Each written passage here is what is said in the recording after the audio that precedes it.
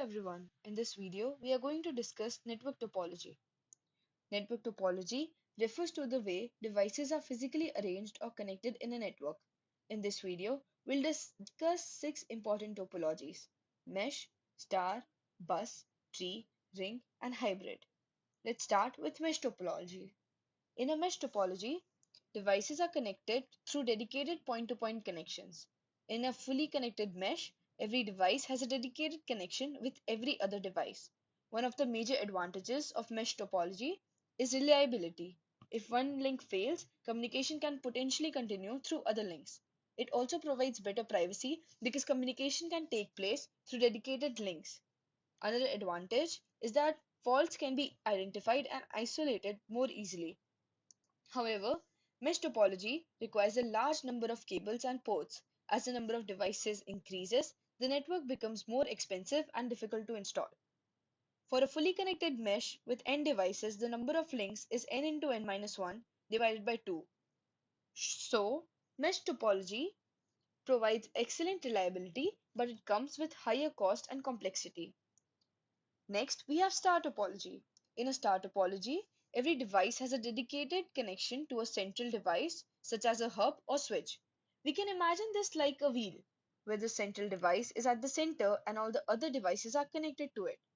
One major advantage is that it is relatively easy to install and reconfigure. Also, if one individual connection fails, the other devices can generally continue communicating. However, the central device is a critical point. If the central device fails, the entire network can be affected. Star topology is commonly used in LANs. Now, let's take a look at bus topology. In a bus topology, all the devices share a single main cable called the backbone. The devices are connected to this backbone using connections such as drop lines and tapes. One advantage is that bus topology requires less cabling and can be relatively simple to install. However, adding or reconnecting devices can be difficult, and fault isolation can also be difficult. Most importantly, if the main backbone cable has a fault or break, communication across the network can be affected. Traditional Ethernet networks use bus topology, although it is much less common today. Next, we have tree topology. A tree topology has a hierarchical structure. It can be thought of as a combination of star networks arranged in different levels. At the top, we have a central or root device, and below it, other devices or network segments are connected in a branching structure. This makes tree topology suitable for larger networks where devices need to be organized into different levels or groups. One advantage is that it is relatively easy to expand the network by adding additional branches. However, because the network has a hierarchical structure, a failure is an important higher level connection can affect the devices or branches below it. So the key idea is to remember is that tree topology has a hierarchical branching structure. Now let's discuss ring topology. In a ring topology, each device is connected to two neighboring devices, forming a circular structure. Data travels around the ring until it reaches the destination.